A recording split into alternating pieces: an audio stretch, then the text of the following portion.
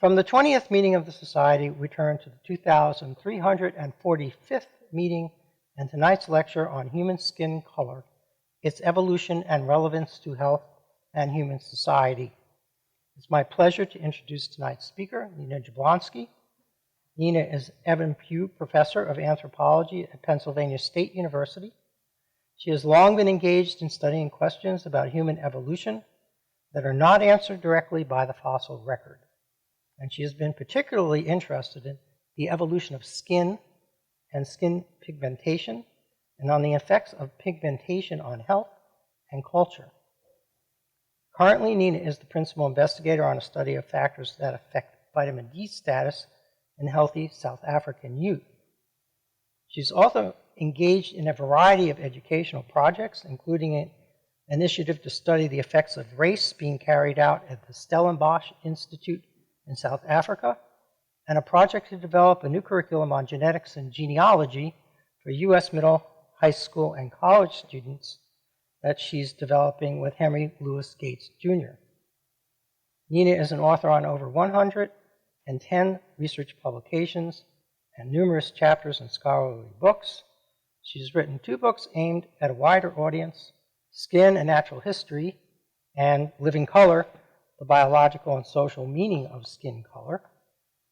And she has edited 14 scholarly books, including The Natural History of the Dokes and Sub-Nosed Monkeys, The First Americans, The Pleistocene Colonization of the New World, Theropithecus, The Rise and Fall of a Primate Genus, and The Origin and Diversification of Language.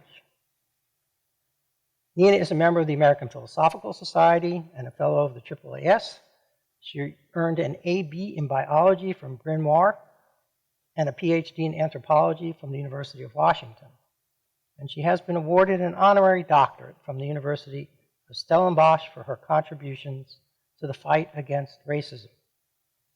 Please hold questions to the end and join me in welcoming Nina to the podium.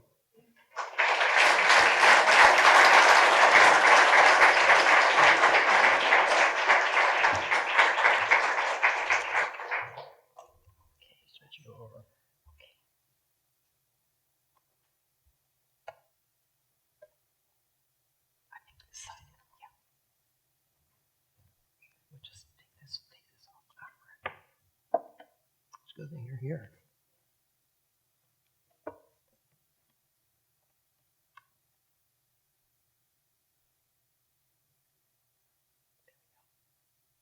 All right. I think right now we just have our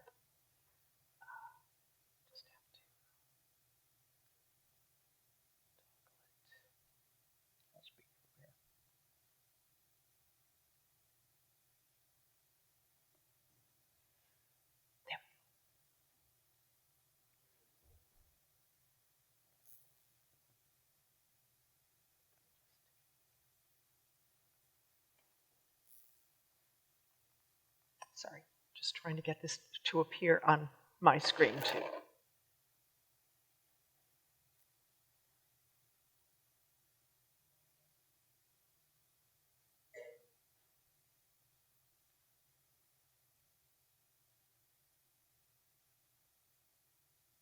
Well, it doesn't appear on my monitor, but that's fine. You can see it well.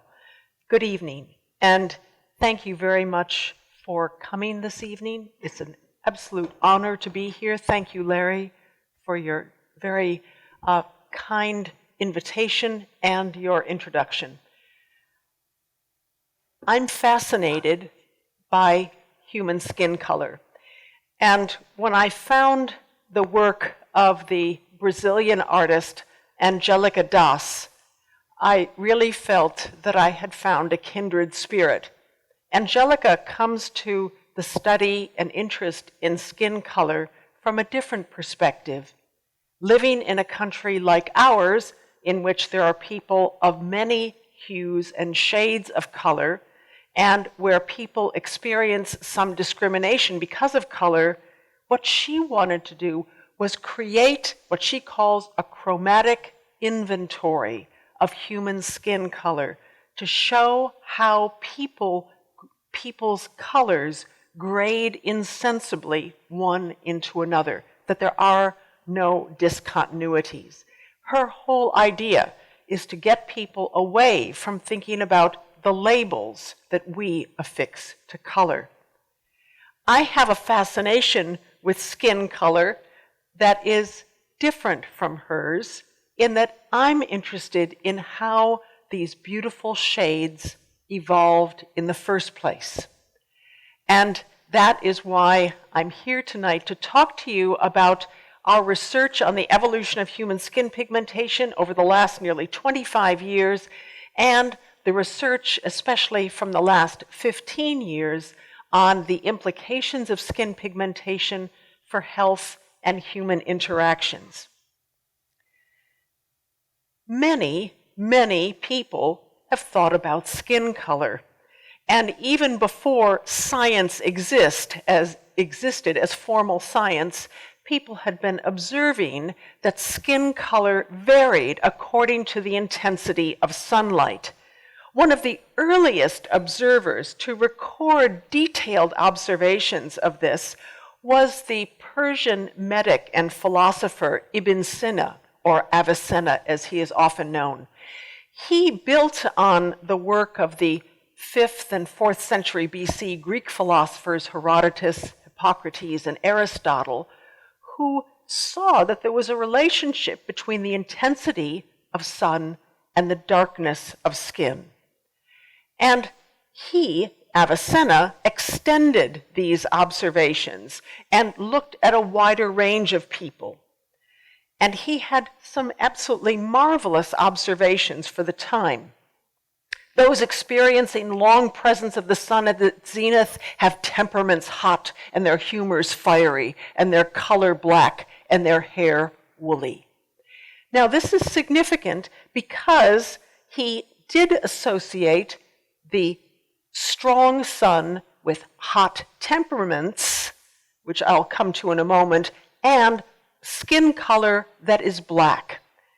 He was one of the first observers to associate very intense sunlight with dark pigmentation. And very importantly, as we'll see toward the end of the lecture, he also indicates that people who experience very prolonged sun and intense sun have a temperament that reflects this. This so-called climatic theory of human temperaments and behaviors was developed in the early, in the 5th and 4th centuries BC, and comes into the era of Avicenna and much more recently. And we'll see this creeping into much later zoological classifications, where people begin to classify one another according to color and then make direct implications about temperament based on that. But he also said people living excessive distance from the sun lack keenness of understanding and clarity of intelligence. So those people who had pale skin, he felt also suffered badly because they didn't get enough sun. Coming much more into the modern period of true science, we have Samuel Stanhope Smith, a very sort of polymath individual who was involved with Stanford University later in his life, who wrote extensively on skin. He was fascinated by it and wrote one of the most erudite and clear anatomical and histological treatises on skin. The gradation of color, he wrote, holds a more regular progression according to its latitude from the equator. So Stanhope Smith, writing in the 19th century, the early 19th century, was able to collect the observations from many, many different investigators and travelers and see that there was a definite gradation of color from dark to light, light to dark, from equator to poles, and then back again. And so, although Smith's explanations for this were a bit far-fetched, he was the first, in fact, to enunciate this clear relationship, which invited other scientists to look for other mechanisms. Coming much more closer to the present day, we have during the time of the Second World War and thereafter, a series of scientists, human biologists and anthropologists, who start to actually record skin color measurements and plot them on maps. This is a map by the human biologist and geographer H.J. Fleur from France.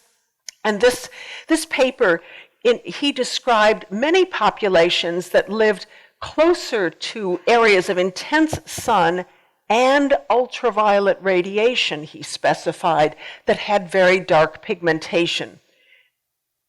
And he wrote, for Africa, we have an indication of a relationship between degree of brown pigmentation and the power of the ultraviolet rays, as well as the high temperatures. We now recognize this as the first succinct enunciation of the relationship between skin pigmentation and the intensity of ultraviolet light. In the late 1950s, Hubert Walter from Germany, and then much later, in the early 1970s, the human geneticist and anthropologist Derek Roberts elaborated on this because they had access for the first time to direct measurements of ultraviolet radiation on the Earth's surface. During Smith's time, he could only look at the angle of the sun's rays at different latitudes. He did not know very much about ultraviolet radiation, and certainly wasn't able to measure it. So we come in at a very fortunate time. And by we, I mean my husband and main collaborator, George Chaplin, who's I'm very happy to say is in the audience tonight. George and I came into this study at a very fortunate time. At a time when NASA satellite data, remotely sensed data on ultraviolet radiation at the Earth's surface had become widely available and publicly distributed. Your tax dollars well at work. This data became available in the late 1990s, and at that time, George had cultivated expertise in geographic information systems technology, which allows you to display and analyze in map form lots of geographically distributed data. The raw NASA data were fabulous, but there were a lot of them, 191 million data points representing a sampling from the late 70s through the mid-80s. And what George did was, among many other things, created a map of annual average ultraviolet radiation at the Earth's surface. And this is actually a key map, and was a key map in our early studies of the evolution of pigmentation, because it allowed us to see a few things. Firstly, the equator here, the very hot pink and sort of bright purple areas here are the areas of highest ultraviolet radiation. And what we see is that Smith's relationship to latitude basically holds true. The hottest pink colors are at the equator. But there are areas, such as here in tropical Amazonia, here in equatorial West Africa, and in Southeast Asia, where the levels of ultraviolet radiation are lower because of the high humidity in the atmosphere. Similarly, there are mountainous and very desertic areas, like here the Atacama Desert and the Andes Mountains of Chile, the mountainous Tibetan Plateau and Himalayas, that are not at low latitudes, but are at very high altitudes and in arid areas where the atmosphere is very thin, and so the ultraviolet radiation is very high. But generally, we see an equator to poleward gradient of high to low UV. And the key thing that I want you to look at right now is the uneven distribution between the northern hemisphere and the southern hemisphere. The southern hemisphere, first of all, has a smaller land mass, and more of the land mass is in a high UV area. There isn't very much in the low UV zone close to Antarctica, and very few people live in this very low UV zone. But in the northern hemisphere, there's a huge mass of land mass, and today, many people live there. This unequal distribution of ultraviolet radiation at the Earth's surface actually has tremendous influence on the trajectory of evolution of human skin pigmentation in the last 50,000 years especially, and on the health of people living in northern latitudes, as we'll talk about later. In the course of our early studies, we were able to show that when we examined, and we didn't actually go around the world and measure skin pigmentation on lots and lots of people, we did a meta-analysis of hundreds of different primary reports of anthropologists and others who had measured skin color among indigenous peoples over the previous 50 years. And what we found was that when we correlated or ran a correlation analysis between those skin color or skin reflectance measurements, that this was these were highly correlated with autumn levels of ultraviolet radiation, so that we had a very, very high R². So really what we can say very simply is that 86%, a huge amount of the total variation in skin color among indigenous peoples, can be accounted for by ultraviolet radiation. So it's great to know that Samuel Stanhope Smith's early observation was correct, but why? Why does this gradient of skin pigmentation exist? And that's really what we have set out to try to determine. And this plate from my 2012 book, Living Color, shows a series of beautiful women, more darkly pigmented toward the equator, more lightly pigmented toward the poles, that represent this beautiful sepia rainbow of human skin pigmentation that, to us, yearned for an explanation. Now, ultraviolet radiation is one of the most important creative forces in all of evolution, and it's mostly creative in a negative way, in that organisms have adapted ways to protect themselves from ultraviolet radiation. As far as human beings go, and other vertebrate organisms, ultraviolet radiation is known primarily for its role in damaging DNA. And the kinds of DNA damage are various depending on the wavelength of the ultraviolet radiation. We won't go into detail about this, but critical to the arguments about the evolution of skin pigmentation, early scientists looking at causal explanations for why dark pigmentation evolved invoked this mechanism. It had to be protective against DNA damage.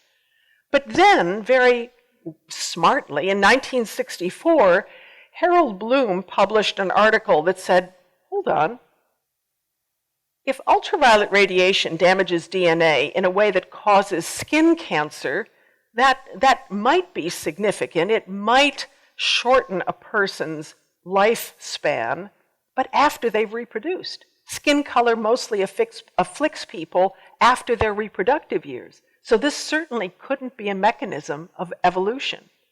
And so this really put everyone back on their heels, because they thought they had a good evolutionary mechanism for the evolution of dark pigmentation, and they didn't. So going back to the drawing board, in 1978, a few investigators wrote a little paper in Science that I happened to pick up by accident. And the paper talked about the relationship between ultraviolet radiation and the breakdown of folic acid, or folate. Folic acid is folate is a naturally occurring B vitamin that is found in great quantities in green vegetables, citrus fruits, and whole grains. We get it from our diet. We can't make it in our bodies. It's a true vitamin. Ultraviolet radiation has the ability to break down folate when folate is coursing through the superficial blood vessels of the skin. And this early paper, the 1978 paper, had a great influence on me, because I realized, and the authors at the time realized, that this might have some relevance to the evolution of skin pigmentation. But they didn't know at the time just how relevant it would be. So I got very interested in the relationship between ultraviolet radiation and folate metabolism. And I became interested in it because folate, as we came to know it during the 1980s and 1990s, turns out to have many, many important biological roles. It's involved in the production of DNA because it is necessary for the production of purine bases that are one of the components of the DNA molecule. It's also essential for DNA repair and for expression of genes through the DNA methylation reactions. So, why is folate important to you and to our lineage? And why am I even bothering to talk about it? Because this is you. This is you when your mother didn't even know that she was pregnant. Between 21 and 25 days of early embryonic development, this is what is happening in the early human embryo. The neural plate is undergoing prodigious amounts of cell division, cell migration, and beautifully choreographed fusion of the two neural plates, selective cell death, and the formation of a neural tube, the primordial nervous system. All of this process requires cell division fueled by DNA production for which folate is required. In the late 1980s, several research groups, including one that I was associated with at my University of Western Australia, where I was then working, were doing key epidemiological research to show that folate deficiencies were the primary cause of neural tube defects in humans, and that neural tube defects, some of the most serious birth defects known in the 20th century and before, could be prevented by maternal folate supplementation, something we now take for granted, but which in the 1980s and early 1990s was just beginning to get an empirical foundation. I got very interested in folate metabolism and ultraviolet radiation because I thought, if ultraviolet radiation, which is ubiquitous over much of the Earth's surface, can affect something that is going to affect survival and reproduction, this is the signal of natural selection. And this makes sense to an evolutionary biologist. I became very excited, and 25 years later, I still am. The kinds of birth defects that result from folate deficiencies, there are many. I'm not going to go into detail, but depending on when a woman is deprived of folate or how serious the folate deficiency is, a birth defect, a neural tube defect, can develop at the head end, along the mid portion of the neural tube, or toward the caudal end or hind end, where spina bifida develops. Some of these, the most serious of these neural tube defects, abort spontaneously before birth, and so women don't even know that they have an embryo with such a defect. These defects now have been almost completely prevented as a result of folate supplementation occurring in the last 20 years in the United States and in other parts of the world where folate fortification of foods has become mandatory. Now, I'm not going to bore you with a lot of the folate pathway, but what I do want to show you is that the folate pathway is complex and really important. Here we have folic acid here at the top. This is the stuff that you would either take as a vitamin supplement, or you would eat folate as a green leafy vegetable or something else in your diet. And it can undergo all these various transformations, which are regulated by enzymes, and they're involved in the production of these purines that go into DNA production and then DNA methylation, DNA regulation, gene expression. And over here, this is what's going on in the skin. You've got this little breakdown of folate going on in the skin where biologically active folate is being broken down into biologically inactive folate. And this then communicates with the main folate circulation in the body. And the extent to which this occurs now is undergoing a lot of active study. But suffice to say, what goes on in the skin does communicate with the rest of the body, and this has a lot of relevance to the evolution of skin pigmentation, because ultraviolet radiation, especially long wavelength UVA radiation, which is really ubiquitous throughout the year, is capable of breaking down folate in the tiny blood vessels, and this in turn can reduce systemic levels of folate. So we now know, and this is work that is now also ongoing with our colleague Mark Lukac at the University of Newcastle in Australia, that folate loss is related to the specific ultraviolet wavelength and to specific individual genes. In other words, certain genetic variants, when present with certain ultraviolet wavelengths, lead to dramatic folate loss. And we hope that this particular report in which this is specified will soon be published. So let's look at ultraviolet radiation. We think we know everything about it because you guys buy sunscreen, many of you, and you're now all experts. Here we are at the equator. The sun's rays come bathing down on the Earth's surface. Here's a big thick pack of ozone and oxygen, which is wonderful at absorbing ionizing radiation from the sun and elsewhere, and good at absorbing the most energetic and destructive of the UV wavelengths. UVC is completely absorbed. UVB at the equator is mostly absorbed, but there still is a substantial amount that reaches the Earth's surface. And at the equator, we get two peaks at the vernal equinox and in the autumnal equinox when the UVB is very, very high. Throughout the year, though, UVA just blasts down at the equator along with visible light. So here at the equator, you get a high amount of ultraviolet radiation, especially UVA, a moderate but biologically significant amount of UVB. What is this? How does this relate to humans? I'm not going to go through all of the interesting background in human evolution. But what I want to do through the use of my hairy timeline of human evolution is introduce you to a few brief snippets of human evolution, specifically focusing on the evolution of skin and skin pigmentation.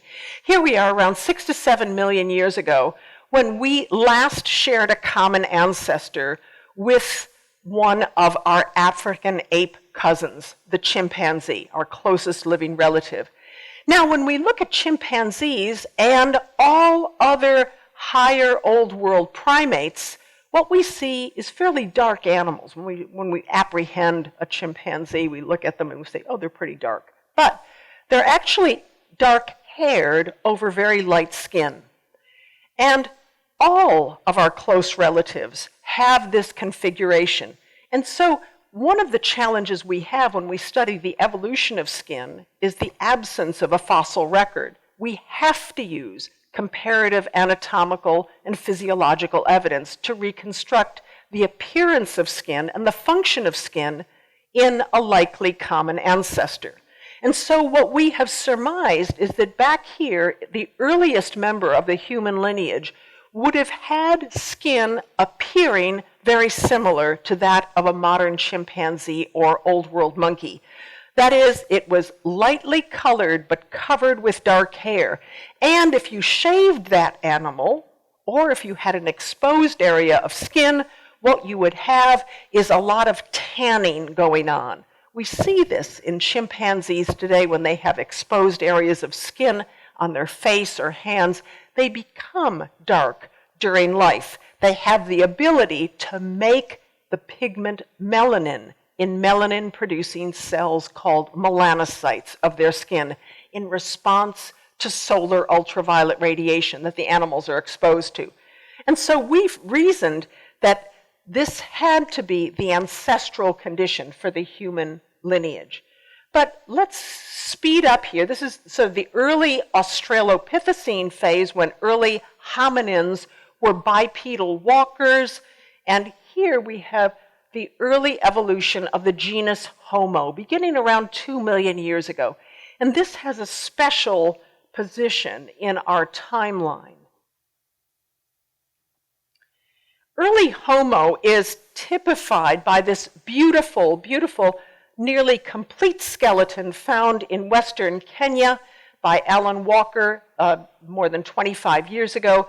This so-called Turkana boy skeleton is essentially modern in many aspects of its appearance, especially in its stature and limb proportions.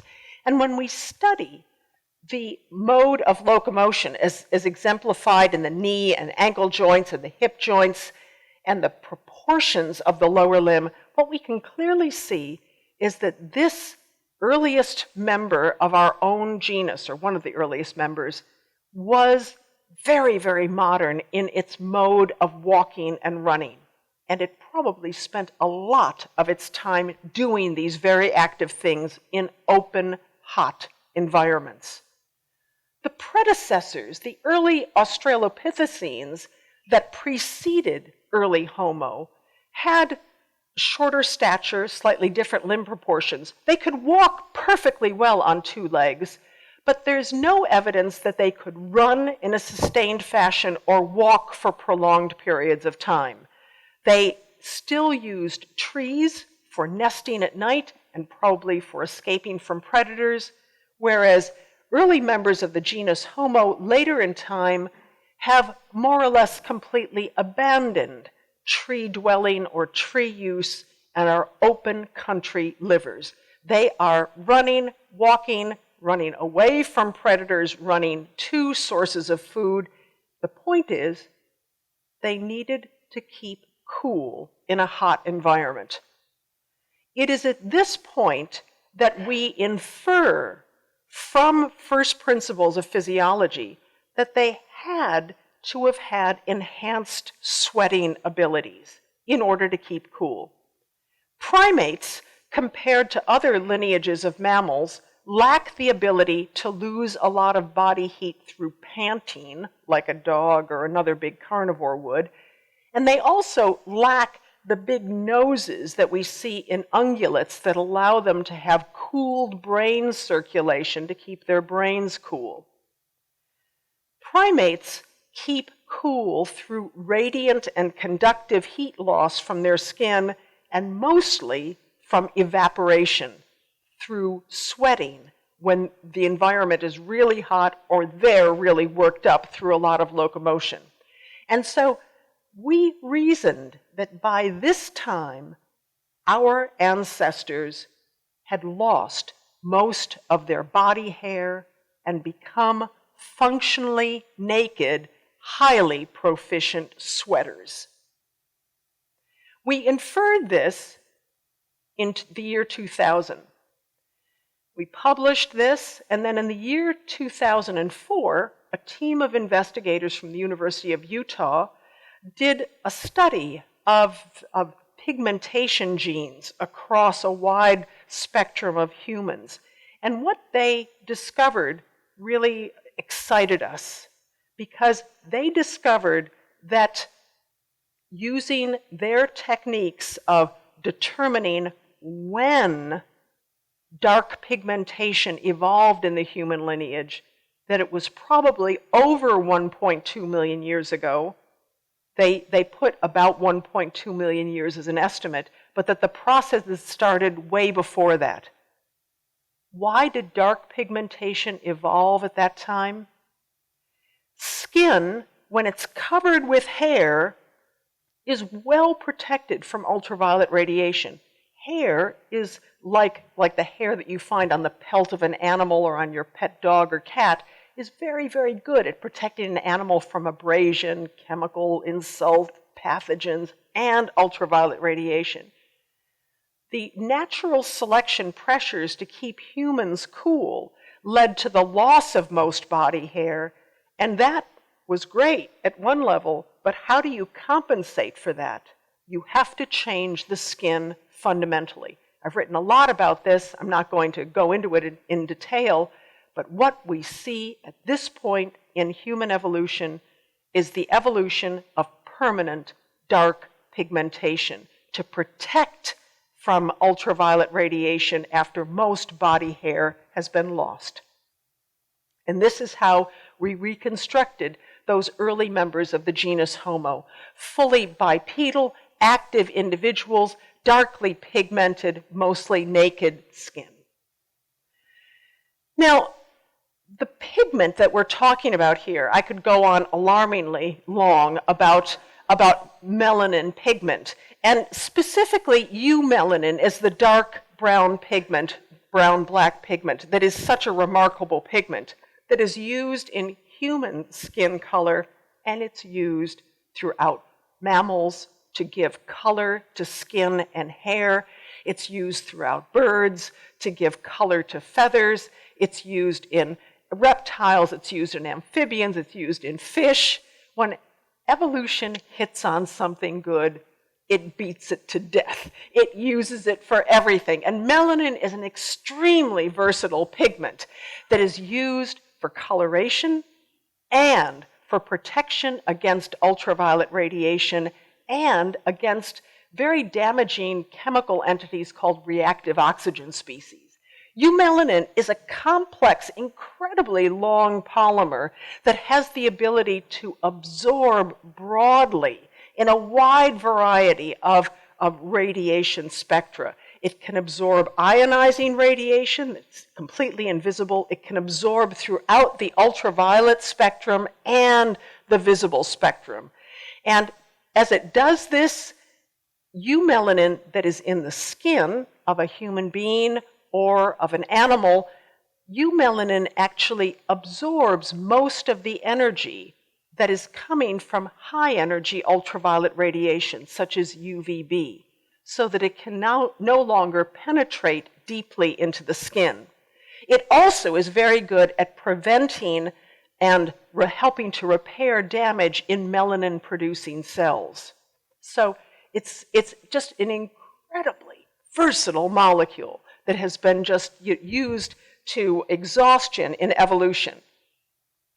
And so here we have in our hairy timeline the evolution of permanent dark pigmentation in the evolution of all humans. These early members of the genus Homo evolving in Africa had this protective dark pigmentation. This was the signal indication of our modernity. And we really can think of, from an evolutionary mechanism perspective, that darkly pigmented skin in early Homo resulted from what we would call a selective sweep.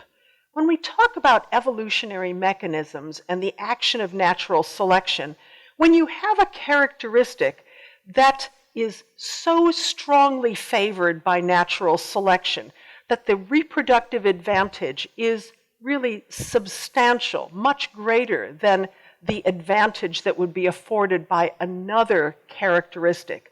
That characteristic is elevated to 100% frequency over a very short period of time. That's what the sweep refers to here. And the sweep is occurring at this particular genetic locus, the melanocortin-1 receptor locus, which turns out to be one of the key pigmentation genes that have been identified. After the selective sweep brought this locus into 100% frequency in African populations and a complete lack of variability, it was maintained by stabilizing selection. In other words, once this became completely prominent and was present without variation, then all the variation was basically eliminated after that. And this is the situation that we find in much of Africa today. In indigenous populations, there's very little in the way of variation at this locus, and it is maintained that way because it is so important for survival. And so with our colleague who works with us at Lake Turkana undertaking field work, he has darkly pigmented skin that is capable of making even more eumelanin when he is outside under strong ultraviolet radiation. When I'm next to him, I can make some eumelanin, but not nearly enough, and I must protect myself from the very intense rays of sun.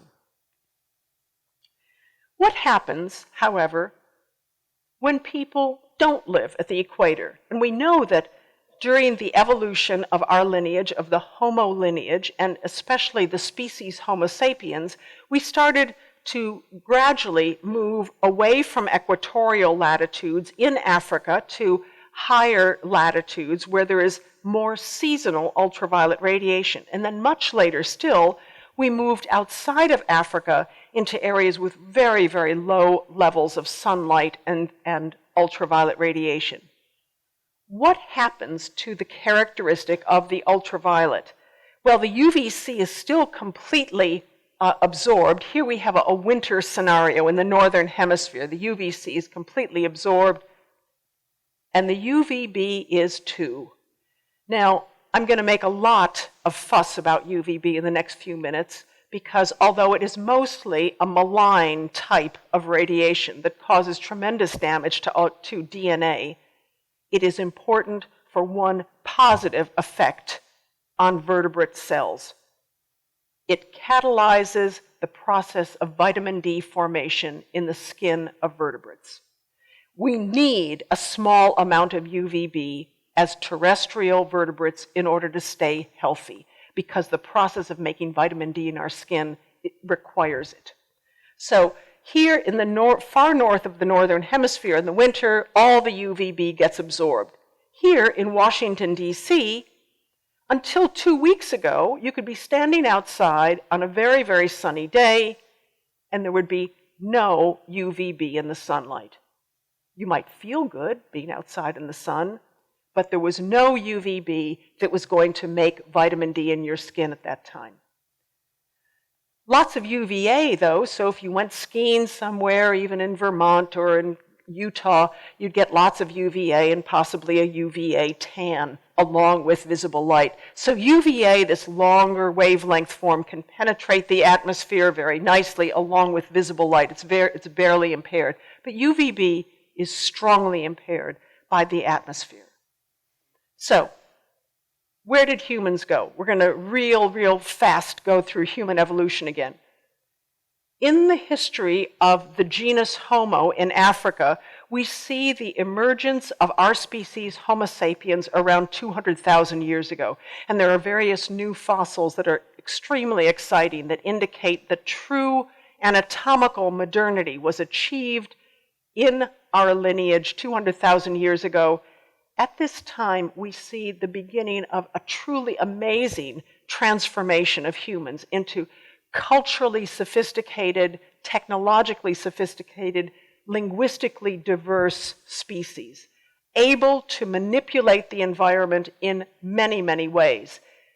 In the first 120 or 130,000 years of our species' history, until 60 to 70,000 years ago, all of us lived in Africa, and we underwent tremendous amounts of movement and differentiation, and today still, when we go to Africa, this is where we find the most genetic and linguistic diversity on Earth. Only a few small populations of Homo sapiens made it out of Africa for reasons that we still don't really understand about 60 to 70,000 years ago. All subsequent Eurasian populations evolved from a few handfuls of people who literally wandered out into the Afro-Arabian Peninsula 60,000 to 70,000 years ago. So let's look at where they were going with respect to ultraviolet radiation. I mean, the story of human evolution is beautiful and fantastic, but I'm interested in where they are relative to the sun. So here we are, ancestral Homo sapiens in Africa under strong equatorial sun, and we have, as I mentioned, a few populations, small populations. We have a genetic bottleneck, okay? So we have very attenuated genetic diversity going into higher latitudes out of the Afro-Arabian Peninsula into Eurasia. This is the common ancestral population for all subsequent Eurasian peoples, 60 to 70,000 years ago. And then around 50 to 60,000 years ago, we see evidence probably of a coastal migration here into Southeast Asia and eventually into Australia. And about 50,000 from the common Eurasian ancestor into northwestern Europe, into northeastern Asia about the same time, and much later, about 15 to 20,000 years ago, and probably closer to 15,000, the first dispersals of people from northeastern Asia into the Americas along the coast, and probably also later a hinterland route. The point is that these dispersals began to take Homo sapiens out of strong, year-long UV, especially the dispersals into northwestern Europe and northeastern Asia.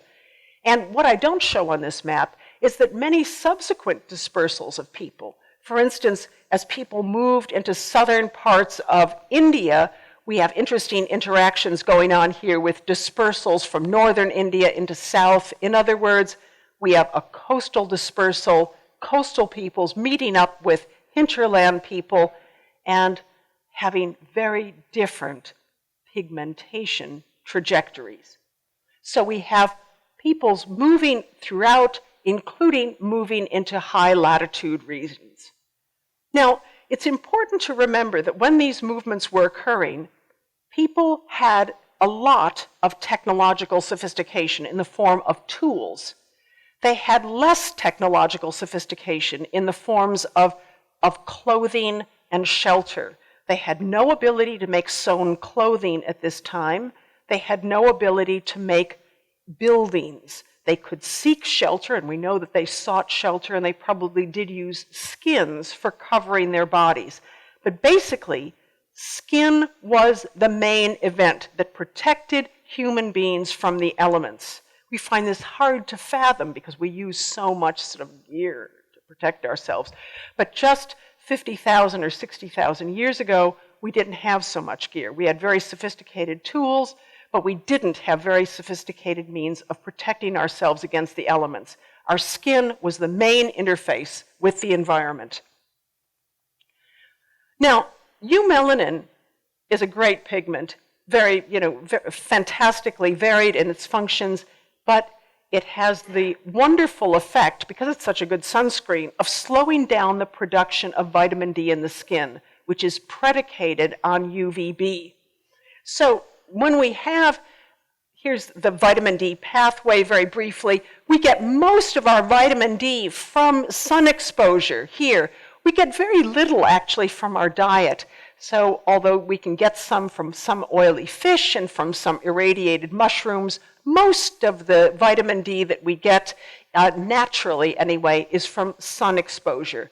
So if we have a darkly pigmented person here under the sun, what happens is that the UVB penetrates the skin and it converts the 7-dehydrocholesterol in the skin slowly to pre-vitamin D in the skin. And pre-vitamin D then is converted into vitamin D slowly in the skin. This process occurs very gradually, and even under relatively strong UVB, it will occur, but it will occur slowly during the course of a day of sun exposure. If you have lightly pigmented skin, what happens is that the same reaction occurs, but it occurs more quickly. The conversion of 7-DHC into pre-vitamin D3 occurs much more quickly, and then the conversion of that, of the pre-vitamin D3 into D, in the skin occurs much more quickly.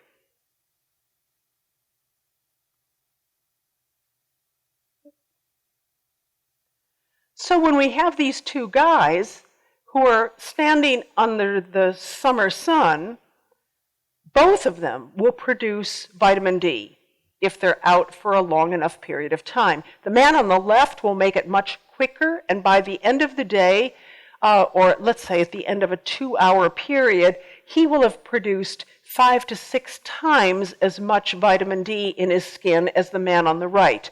If they're both out for much of the day, they will both produce a surfeit of vitamin D, ample to keep them very, very healthy, but the man on the right will produce it at a much slower rate.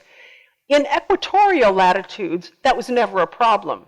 But as soon as people started to disperse significantly out of equatorial latitudes, especially beyond 40 or 45 degrees north latitude, then we really had to undertake some changes to make it easier for vitamin D to be produced in the skin. Vitamin D is really important. The classic function of vitamin D is to help absorb calcium and phosphorus from the diet, and it's really, really important in the normal formation of bones. So when the disease rickets was first identified as a vitamin D deficiency disease back in the 19th century and fully characterized in the early 20th century, cases like this were quite common. These are urban children. On the left here, this is a suburban child in modern Nigeria today. On the right, these kids are from the late 19th century. The ones on the left have a typical appearance of kids who have not had enough vitamin D. They might have adequate calcium in their diet, but because they have no vitamin D to bind that calcium into the matrix of the developing bones, the bones bow under the body weight and create this characteristic appearance of nutritional rickets. So this is the classic function of vitamin D, to help build a strong skeleton. And some of you probably had to take cod liver oil or the equivalent when you were children, and your great aunt or your grandmother or your mother told you you had to take it because you wanted to have strong bones. Now, she'll tell you even more. But before that, in the most severe cases of nutritional rickets in females, the pelvis becomes so constrained that natural childbirth is precluded. And so here we have a case where in the case of serious nutritional rickets, you simply have failure of the skeleton to develop properly, and basically this precludes in females a normal vaginal birth. And you can see that this is completely incompatible with life, and if ever this was the sword of natural selection falling, it's pretty clear. We now recognize that vitamin D is much more than just a bone-building vitamin. It is essential for the maintenance of a healthy immune system during life and essential for preventing the overgrowth of tissues. So actually, vitamin D helps to rein in a lot of precancerous growths in the body. And vitamin D deficiency, therefore, has been associated with several different kinds of cancers as one element in the chain of causality of different kinds of cancers. So, from an evolutionary perspective, we have to think about what humans did in order to sort of make this balance work. They started moving into higher latitudes where UVB is less strong, much more seasonal. What gave?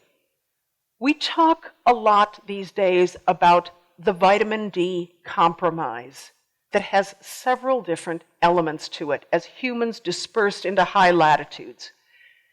The most important element being the loss of pigmentation.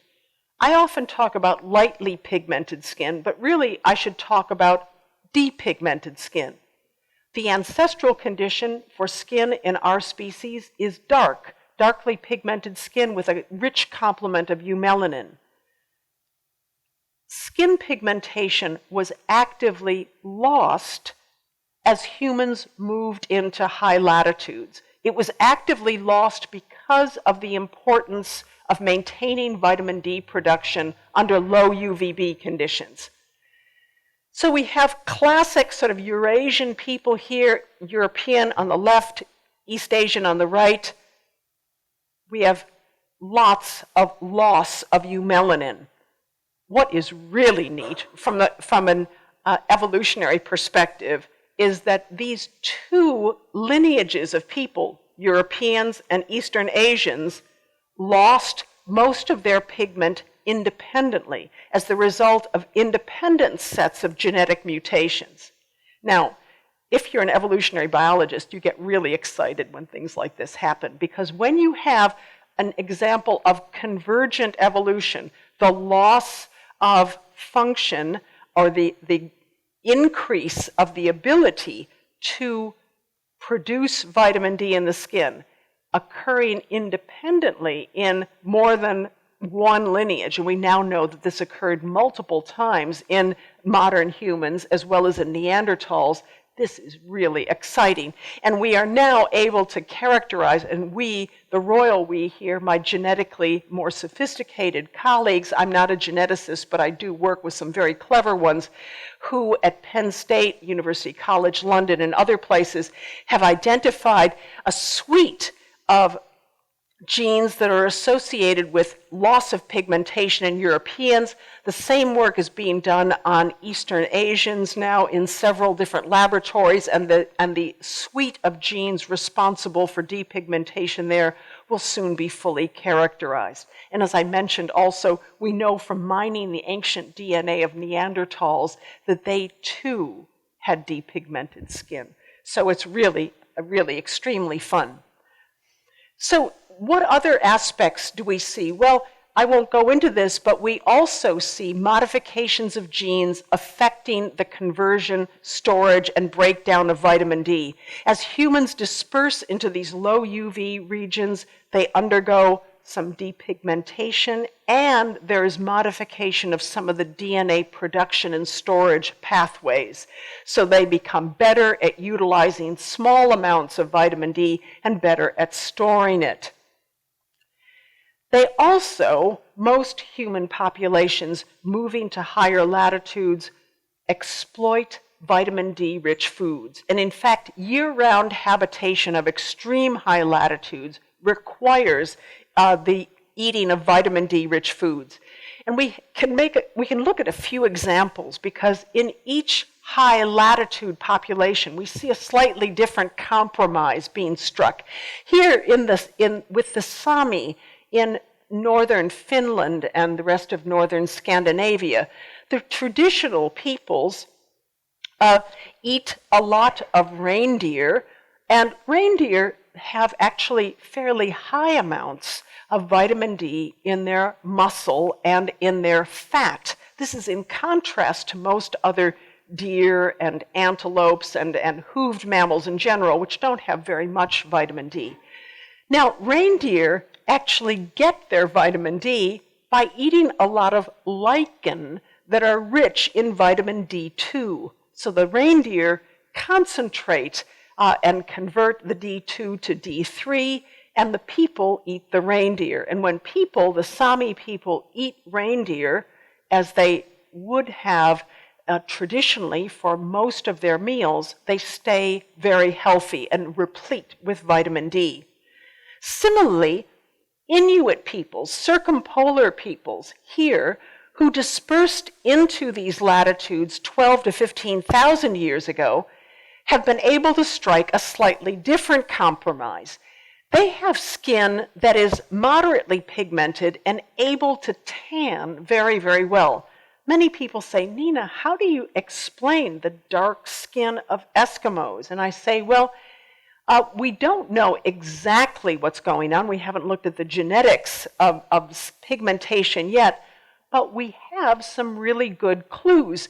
People here live under strong UV for 6 months of the year. The UVA load is very high, the direct load, and the reflected load from water and ice and snow is very high.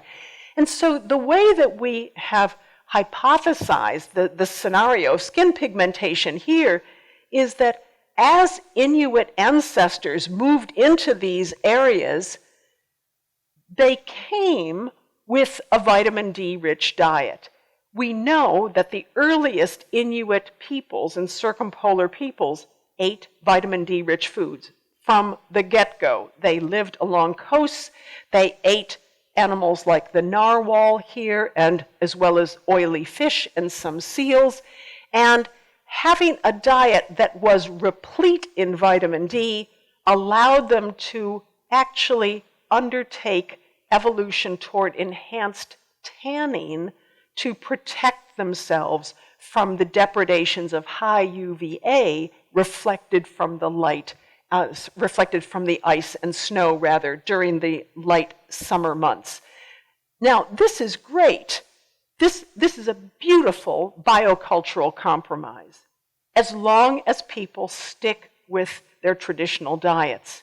We now know in northern Canada, Alaska, and Greenland, when people stop eating narwhal for lunch or the equivalent, that they have very serious problems with vitamin D deficiency, and I'll show you just a little bit of that in a moment.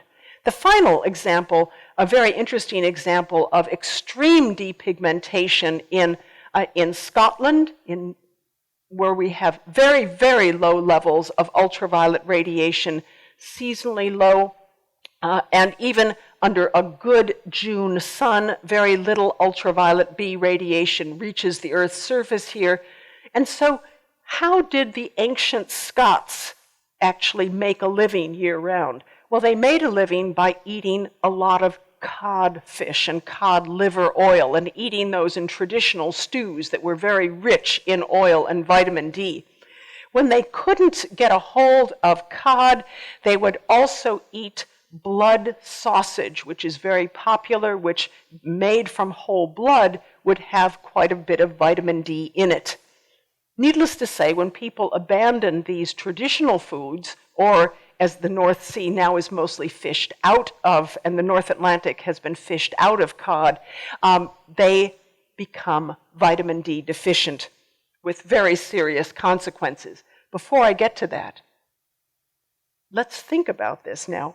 We have actually a nice, coherent picture that we are still working on filling the details of, but a coherent picture of the evolution by natural selection of skin pigmentation.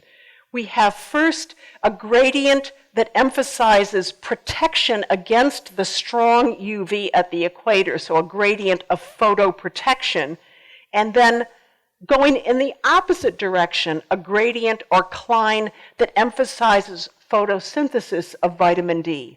And these two conflicting physiological goals have resulted in these two suites of different kinds of pigmentation. And what do we find in the middle? We find a lot of tanning ability. And we now recognize that tanning ability probably has evolved dozens of times independently from tweaks in different genetic loci that affect different parts of the pigmentation pathway. And this is an area of extremely rapid research. So similar skin colors have evolved independently in many lineages, including tanning phenotypes under similar UV conditions, and extremely importantly for the public understanding of skin color is that skin pigmentation, the genes governing skin pigmentation, operate more or less independently of the genes governing other traits. We don't have these traits that march in lockstep with one another, the genes that govern skin color going along with nose shape or ear shape or head shape. These all are different genes, and we now know that there are over 20 very active genes in determining skin pigmentation in modern humans. Some of these have a greater effect in some populations than in others. They have been used depending on where people have been at the time and what the genetic complements of those populations have been. That was a great setup, right? Here we are, 5,000 years ago, people are living happily, biocultural compromises here, there, and the other place.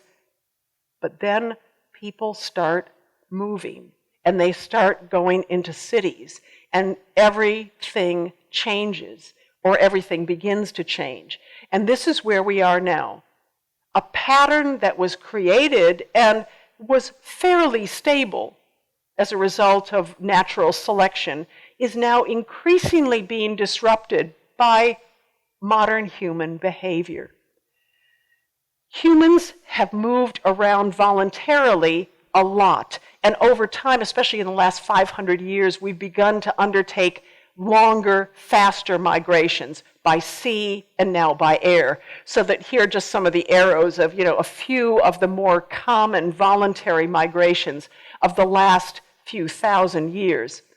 Then we have other migrations that have occurred involuntarily, the most important and largest of which being the transatlantic slave trade that brought nearly 14 million people from equatorial Africa, a few into Europe, but by far the majority into the Caribbean and into South America, and a smaller number, but still a very significant number, into North America. And many of these individuals, those at least that didn't die immediately, actually came into high latitude or higher latitude environments or indoor environments to which they were inherently poorly suited because of their pigmentation mismatch. We also, these days, do something that our ancestors even 500 years ago never did. We go on vacation. And here we have just a few trajectories of modern vacations. You can see that, now people jet around. I mean, when I was a kid, we went to Cleveland. I grew up in Buffalo, okay? We didn't do much. But there were some families who went to Colorado. And these days, everybody's jetting all around, going to all these exotic places. What happens? Most of them are going there for sunshine. They're winter emigres going for sunshine on a 1 or 2 week holiday. We have these episodic exposures to high amounts of ultraviolet radiation, very atypical for earlier parts of our history, leading to tremendous new types of disease risk. So we have increased morbidity and mortality from too much sun exposure, especially from skin cancer. So we have incautious sunburns like this that are sometimes serious, and especially if these are repeated or if a person has very lightly pigmented skin, these skin cancers can sometimes become serious, or the most serious kind of skin cancer, melanoma, can develop. But I hasten to say that this pattern of sun exposure is so unusual for us in the history of our species, because we just never sunbathed until a few generations ago. But now we're concerned equally, if not more so, by the problem of inadequate sun exposure as a result of migrations and urbanization. And we have increased morbidity and mortality as a result of vitamin D deficiency and its many side effects. So if we look at a typical New York scene here with people from all over the world, all different skin colors, and they're living in an urban environment. If they have some exposure, some casual exposure to sunlight, people living at New York City latitudes, at least, lightly pigmented people will be able to take some advantage of this through casual exposure to make some vitamin D in their skin. But moderately and darkly pigmented people will be producing vitamin D at a much slower rate. And if everybody's wearing sunscreen, you're not going to be producing very much at all, because anything above an SPF 15 sunscreen is going to block vitamin D production completely. So we have the vitamin D compromise that's mostly broken because of urban lifestyles and especially reduced time spent indoors. In cities such as Mexico City, we have a high complement of pollution that further screens out UVB. We've got tall buildings that basically render it impossible for anybody to get any casual exposure to ultraviolet radiation, even during their lunch hours. And where are people working or going to school? They're working in these very closed environments like call centers where they might have some natural light, but they're certainly not getting any sun exposure. This is a very recent pattern of human behavior that is having an outrageously bad effect on our health now, because these individuals who think that they're really quite healthy are probably mostly vitamin D deficient because they haven't been outdoors in a very long time. Unless they have a vitamin D rich diet or have been taking vitamin D supplements, they will have no way of making vitamin D in their skin. They're also wearing clothes all the time, something that we haven't done really except in the last few hundred years, especially living at high latitudes. Wearing clothes has become part and parcel of normal protection, but the slavish wearing of clothes throughout all seasons is very recent. And wearing very concealing clothing for religious or other purposes is very recent and also completely screens against any casual ultraviolet radiation exposure. So we also have to deal with the fact that people are now eating many fewer vitamin D-rich foods. There's no cod left to eat in the oceans. People are eating, when they're eating fish like this, not only in Scotland but elsewhere. White fish and many of the more commonly eaten fishes in restaurants have negligible amounts of vitamin D. Dark pigmentation and low UVB environments are further risk factors for vitamin D deficiency. And vitamin D deficiency is a serious health problem now that we recognize is associated with many risk factors in the development of cardiovascular disease, probably in certain cancers, as well as in skeletal weakness, muscular weakness, and probably even depression and exacerbation of seasonal affect disorders, among many other issues.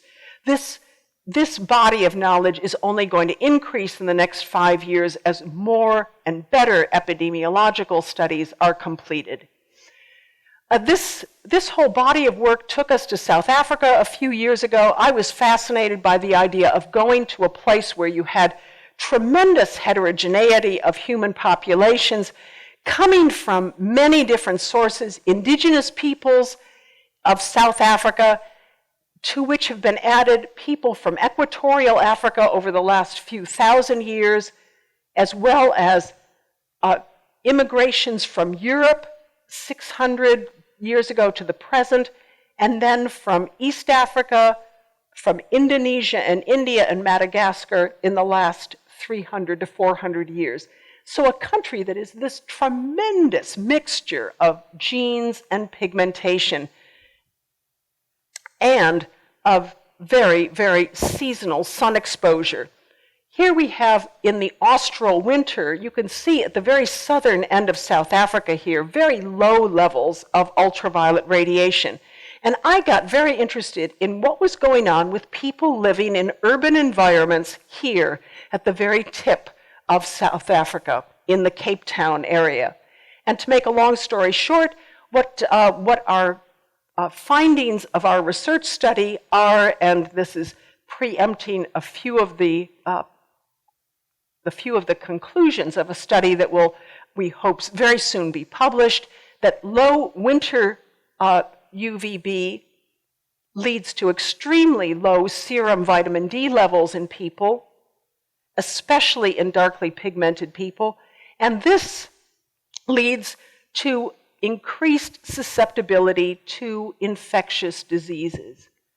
Because of vitamin D's important impact on maintaining a strong immune system in environments like South Africa, where there are a lot of serious infectious diseases that are still common, HIV infection and TB being the most serious of them, there is increased susceptibility to these infections when vitamin D levels are very low in the winter. And so, again, as I say, we hope to have the conclusions published very, very soon, so you'll be able to see this in press. What does this all mean for our understanding of skin pigmentation? Well, we now recognize that skin pigmentation is the product of evolution by natural selection. And it's a wonderful example of this, an excellent example for teaching in our schools, in our homes. It's natural selection on our own bodies. We don't have to get any models or talk about melanistic butterflies or anything. It's right with us, right? Okay? Fantastic. We have no excuses. And kids love to learn about something on their own bodies. But do we think about skin in this beautiful chromatic inventory as Angelica Das did? In most places, we think about skin color and people with certain skin colors being compartmentalized into groups. When did that happen and why? I'm not going to give you a whole study in the evolution of this, but I just want to give you a very quick précis because it's extremely important and telling. Linnaeus, the very famous systematist, very famously characterized humans into 4 varieties. He didn't call them anything else, just 4 varieties. He didn't rank them. And he just called them by color. Europeans, albus, white. Americans, red. Asians, brown. Africans, black. His early characterization, 1748, very simple, straightforward, geographic color. That color was the primary phenotypic characteristic that allowed people to be basically split into different varieties. Linnaeus, in subsequent years, was influenced by many other reports coming from different explorers and travelers, and by 1758, 10 years later, he had made his descriptions of humans far more detailed. He had added, for instance, here we have red color for the Americans, and they also had black hair and some other anatomical features. But very importantly, Linnaeus had made a new addition. He had added a characteristic of temperament. Remember back from Avicenna, people who have fiery temperaments and cool all this stuff. Well, here, Linnaeus is picking up on that same climatic theory. Asians have choleric temperaments. Europeans are sanguine. Asians are melancholy. Africans, phlegmatic. So in addition to skin color and eye color and hair color, we have these characteristics of temperament. This characterization, this first clear enunciation of all the characteristics that Linnaeus saw in humans was avidly read by scholars and philosophers of the time, including Immanuel Kant. Kant comes off very badly in my writings, and I feel sort of badly about this because he was a very erudite philosopher, but he was also an extremely narrow-minded man who hardly traveled outside of his own bedroom and living room. And as a result of this, he read voraciously, but he also had very, very strong opinions about the diversity of humans and why that diversity occurred and how this diversity related to a person's and a group's capacity for civilization. Kant was the first to actually describe races, to use the word race. And in a series of writings beginning in 1775, Kant characterizes these 4 races, white, Negroes, Hunnish, and Hindus, that were in for him, a strict hierarchy. Whites being superior, Negroes, black people being second in the order, Hunnish people or Mongolians being third, and Hindus being fourth. He felt that these groups were very, very well established, and that there was very little potential for intermixing of these groups. He felt that they really had a distinctive biological nature. Even though he had lots of evidence to the contrary, he stuck to this until quite late in his life. And what he did was he didn't just identify these, he put them in this hierarchy, and he clearly associated a moral characterization to these physical differences. He was the first person to really say that some characteristics were far better and far more conducive to the development of civilization than others. And some races were not just different, they were inferior. This was extremely powerful, and Kant's influence in establishing the modern sort of landscape of race philosophy has been underestimated. Kant was widely read in Europe and in America. One of the most avid readers was Thomas Jefferson. I feel a bit of a traitor talking a bit ill of Thomas Jefferson, but we have to speak the truth. Thomas Jefferson has a very, very, very mixed record on human diversity issues, as we all know. And he wrote in 1787, "This unfortunate difference of color and perhaps of faculty is a powerful obstacle to the emancipation of these people." Jefferson read Kant, and he and many other intellectuals and fine scholars were very influenced by Kant and other thinkers. They were also influenced very, very strongly by the commercial success and attraction of the slave trade, which helped to promote the commercialization of difference and capitalized on the formalization of inferiority, because it was easy to enslave people who either weren't human or who were just barely human.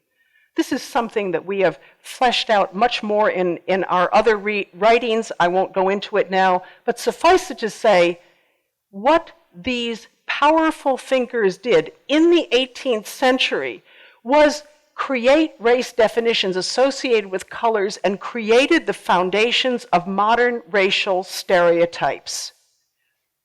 These have led to what I call color memes, the association of color with a whole suite of expectations and behaviors.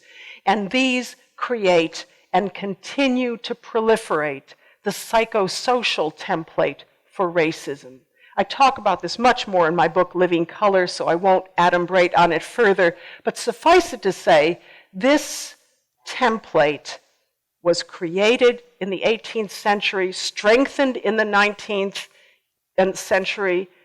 In the 20th century, we see a lot of legislation against this in various countries, but the template is still with us. And when people feel that they live in a hierarchy where some colors are superior and some colors are inferior, that knowledge affects all of their motivations and aspirations and is extremely damaging regardless of a person's color. So this is why color matters today. It matters for our health. It matters for our individual family and social well-being. It matters to our communities. We created this system of partitioned colors and races. We created a system of different treatment of people based on colors, and we can uncreate it as well. But it can only be done through active education in our classrooms, in our communities, day in, day out, until it becomes a new second nature for us. Skin color is a beautiful, natural sepia rainbow. Let's celebrate its evolutionary origins and work to create a real unified chromatic inventory for humanity. Thank you very much.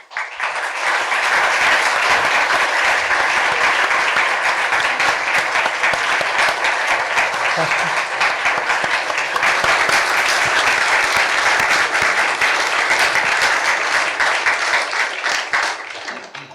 So, I think we have time for questions. There are 3 microphones being run around the room, so I ask you to raise your hand and keep your hand up long enough to be seen by people with the microphone. When you get the microphone, please stand up, tell us your name, tell us if you're a member. No penalty David for not Rosen, doing that. lifetime. You know the drill, David, but other people don't. So tell us your name if you're a member or a guest, and then ask a question. David Rosen, lifetime member. I want to ask, what does the folate do? You said that the skin. Yes. You mentioned that Yes. it even causes cancer, but you said all the cancer and all the effects no, of no, DNA damage were late in life. Doesn't most of the effects of the folate late in life? Folate is needed by you right now. It was needed by you as an embryo. Folate is needed every day of your life for making new DNA and making new cells. You need a lot of folate at certain times of your life, and women need a lot of folate when they are creating embryos and fetuses. So there's a lot of folate that is needed throughout life. Folate levels in the body are determined by intake and then by some exogenous agents like ultraviolet radiation that can lower folate levels. So in the absence of folate, a woman, for instance, a pregnant woman, could develop an embryo or a fetus that had a congenital malformation. If she is replete with folate, that would not occur. Men need folate during normal life and for the production of healthy numbers of sperm, which also requires active DNA production and cell division. One more question. Do you think this color grade evolution includes any epigenetic component?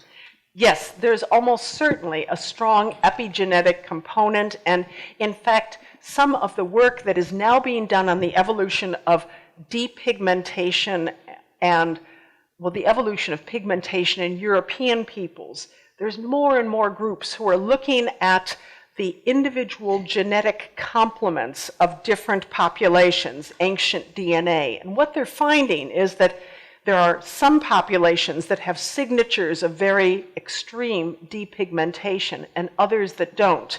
And the others that don't appear to have high vitamin D diets. And so almost certainly what is going on there is that the vitamin D is sort of providing a natural selection shield against the action of mutations. In other words, it isn't important to have a mutation for depigmentation when the cellular environment of your body is replete in vitamin D. So if populations were to suddenly lose vitamin D, the immediate epigenetic effects on the cells would change, the natural selection milieu will change, and evolution would take a different course. This aspect of the evolution of pigmentation is a complete unknown right now and is just beginning to be approached by pigmentation geneticists. So watch this space in the next 5 years. Hi. I'm Jessica Brooks. I'm a guest. I know all about sunscreen and how to protect myself from getting sunburned, which I don't actually have to care about. When do you think there's going to be a more public health message about vitamin D and where people who are browner can find vitamin D? Yeah, I think in the United States we've been quite shy about this because for a few reasons. First of all, the Institute of Medicine report in 2010 was fairly conservative about how people should, how much vitamin D they should take, and was quite conservative in its recommendation on supplements. And it didn't talk at all about how pigmentation variation affects vitamin D needs. This, I thought, was an unfortunate omission. There are now more epidemiological studies being done in this country that are speaking very loudly to this problem. And I think you will see more prominent public health messages. But what I'm also seeing occurring far more is sort of in private conversations between patients and doctors. Doctors are saying, you have these risk factors for vitamin D deficiency. You need to recognize that you have them, and this is what you can do, given your own skin pigmentation, your own lifestyle, the latitude at which you live, and whether you go on vacation or not. And I think what's going to happen very, very soon is that we're going to have personalized prescriptions for sun exposure. Sadly, the United States is very, very slow on this. In the UK and in Australia, these things are already being generated as public health messages. Give us another 10 years and we'll be there. Hi, my name's Madi. I'm a member. Thank you for this talk. I really loved it a lot. Thank you. My question is about the section that you were talking about, hair loss and the need to sweat more. Yeah. First, why is it that hairy people don't sweat efficiently, or back then? And then secondly, how do you know that those two, the need to sweat and the loss of hair coincided, or that one caused the other? How do the scientists know? Very good questions about the mechanism for the loss of body hair. We have made basically a physiological argument from first principles.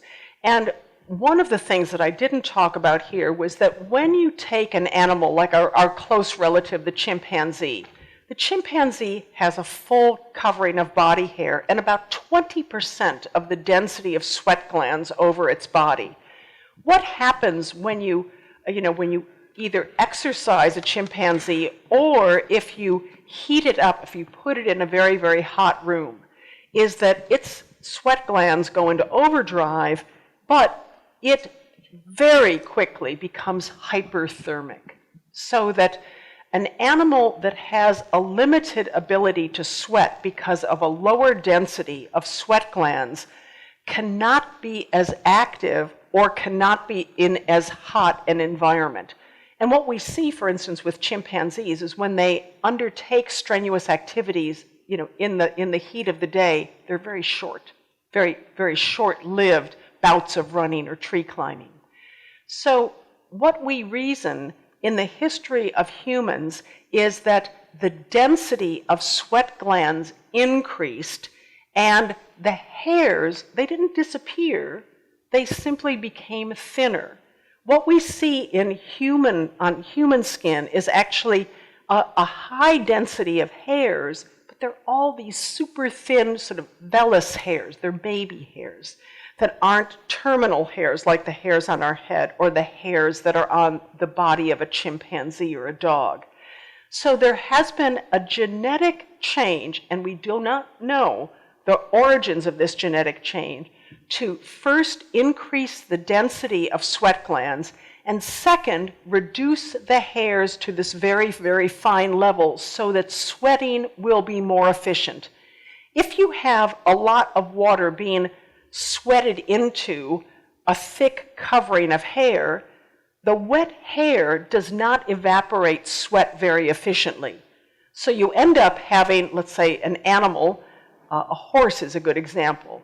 A horse gets a saturated pelt and can no longer really effectively lose much heat through evaporation. But as soon as the hair is reduced, then the skin can lose heat through evaporation much more quickly. So the reasoning is that there was increased density of sweat glands, and for the sweating to have occurred efficiently, the hair would have had to have been functionally reduced to basically an inconsequential amount so that you could actually realize some cooling from the evaporation of sweat. 3 more questions. Joel in the back, then Ken here in the front, then Carl over in the first row. Okay, 4, then Tim. Yeah. So we got Joel, Ken, Carl, and Tim. May I get a drink of water if there's any water around? I'm happy to keep going, but I just would like a little bit of water. Please. Oh, okay, yeah, Joel, member of society. Well, I very much enjoyed your talk. Thank you. Question, I noticed about the selective sweep. Yes. I'm wondering if the selective sweep was so powerful that any variation in UV levels, say climatologically, were overcome. Because I noticed in your map, Yes. like towards the northern portion of Yeah. of Africa, for example, or the northern portion of Australia, mostly like I have classmates who are Dinka. Yes. And they lived originally in the northern portion, which is towards the lower UV area, and some of the Aborigines, I think, live further south Yes. outside of that. So I'm wondering if the selective sweep is like an evolutionary... Well, let's start with Africa first, because the selective sweep in Africa we know was rapid and was very effective and has maintained a very low level of variation. And in the areas of Africa, the far north and the far south, we see some variation in that locus occurring. So under lower and more seasonal UV levels, we do see some increase in variation. There isn't the strong stabilizing selection that maintains the lack of variation. Now, in the populations that you mentioned, the Incas, they are evolved from northern Asian, Central Asian populations that made it across the land bridge and then down into South America. Yeah, no, ma'am, I meant Dinka in Sudan. Oh, sorry. I thought I heard Inca, not Dinka. Sorry. Oh, Yeah, Dinka. Dinka peoples in Sudan live under extremely high levels of UV radiation on the western side of the Red Sea, extremely high, and as far as we can tell, they've been there for quite a long period of time, over 20,000 years in their current position.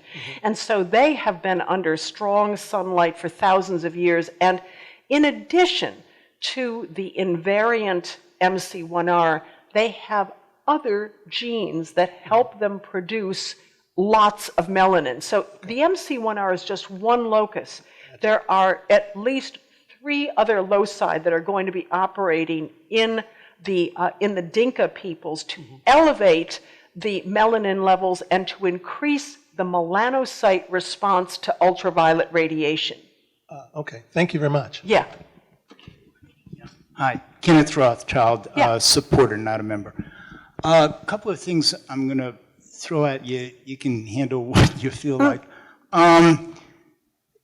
Do you see evidence, actual evidence of peoples throughout history, their inability to procreate?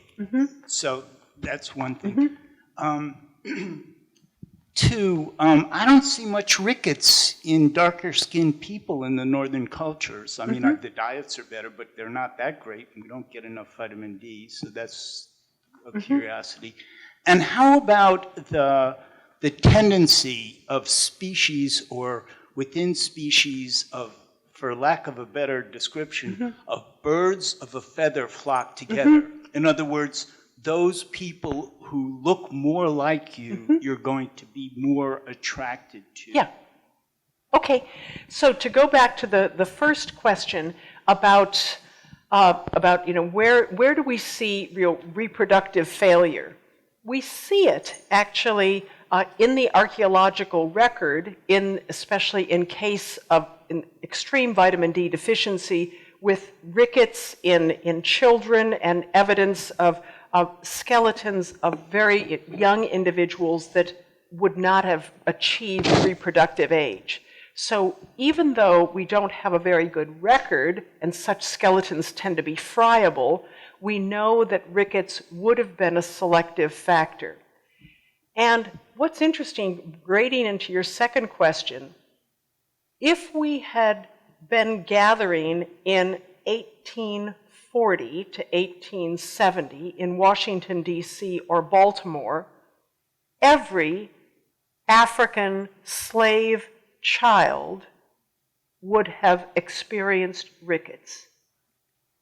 Every child. It was called, at that time, the Negro disease in Baltimore.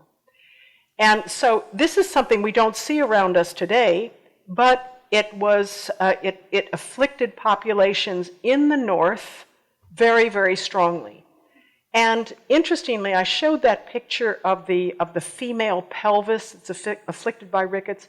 That was actually a drawing from a medical report of an African slave woman in the United States who died in childbirth because she had such severe rickets.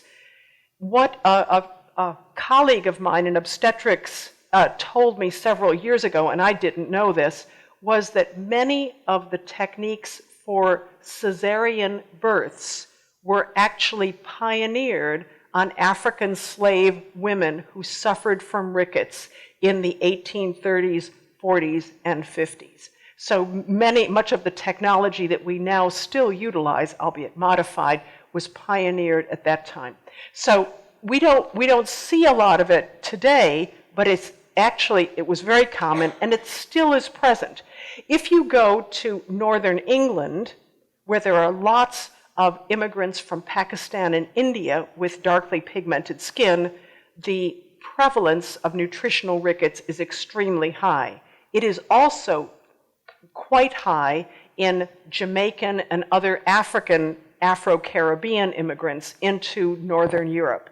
And the good thing is that in many European countries, there are now preventive medical programs in place so that when new immigrants come in, they're already told about the problems of vitamin D, and mothers especially are given vitamin D supplements.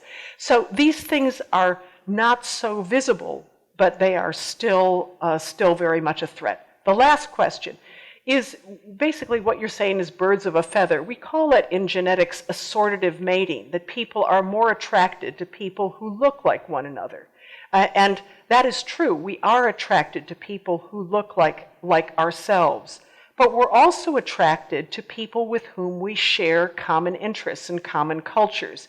So in a big cosmopolitan city like New York or Washington, where people are brought up together, educated together, often you find mixed playgroups, mixed marriages, and kids of all different descriptions, because they find other people attractive because they share other looking people attractive because they share similar cultural interests.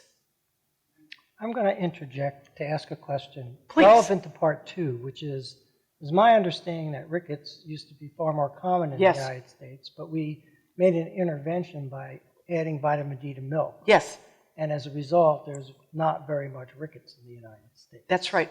And the milk, the vitamin D that is added to milk is sufficient to prevent the most egregious forms of rickets. So children who do drink some milk will be free of rickets, but they can still suffer from vitamin D deficiency because the amount that is with which milk is fortified is quite low. So it'll keep people off the basement or out of the basement of vitamin D deficiency, but it won't do a whole lot more. Carl, Carl Merrill, I'm a member of the society. a question. Right. Anyway, your last comment leads to my question, actually. And that is, I understand that there was a mutation about 8,000 years ago, which allowed people to continue, made them lactose tolerant. Yes. And that mutation spread very rapidly through Europe, and that gets back to the drinking of the milk. Yes. So I just wondered if you could comment on that. The interesting thing is that, lactose tolerance was important for milk drinking in Europe and in North Africa, and we have independent evolution of lactose tolerance in different parts of different populations. But milk is a very poor source of vitamin D unless it's fortified. Milk is a good vehicle for fortification because it has fats in it in which vitamin D can be dissolved. But it is by itself not a very good source of vitamin D. But populations who drink a lot of milk generally eat animals occasionally or drink the blood of the animals, and so that provides them with some vitamin D as well. Last question, Tim. Yes, Timothy Thomas, a member of the Society. I'd like to ask about the gender differences, the evolution in hair distribution. We have populations of male and females in the same UV environment, Yes. in which the male is heavily haired, Yes. in which there's no chance of doing any sweating or any vitamin D absorption. And right next to him is a female who is, if she hasn't painted her face too much, able to absorb sunlight. Well, how do you suppose this difference evolved, or why? Well, it's the hairiness in modern humans is fantastically interesting and highly variable. So even within a group of Europeans, people of Northern European descent, for instance, we will find great differences in the amount of body hair on both the male and the female bodies. So you'll see some men that are quite hirsute and others that are quite naked from the same, or visibly naked from the same population. So you have a lot of variation. The key thing is that the facial and body hair that we have is of a low density compared to the body hair of our relatives and our putative ancestors. And so this facial hair probably does retard the formation of vitamin D in the facial skin, but it's not going to preclude it unless you have an extremely bushy beard. And even then you would be able to make vitamin D on the forehead. So I would say, George wants to contribute something here. I would say that the differences in body hair aren't going to make a lot of difference. But George, what were you going to add? Yes. Yes, and George rightly points out a good point from our paper is that on average, males are darker than females, and so females can, given any UV light regime or UVB, where UVB is present, they can produce more vitamin D in their skin because they have, on average, slightly lighter skin. And less hair. Yes, and less hair. I mean, it seems... We don't notice it. You didn't notice it in your photos because all of the men were shaved. Yes. Right, which should be a very unusual thing in our evolution. Yes, but also we see tremendous differences between populations in the degree of development of beards. And in many African and Asian populations, we have very, very thin, fine beards, which would have not really occluded sunlight penetration very much at all. Well, thank you very much, Nina. Thank you.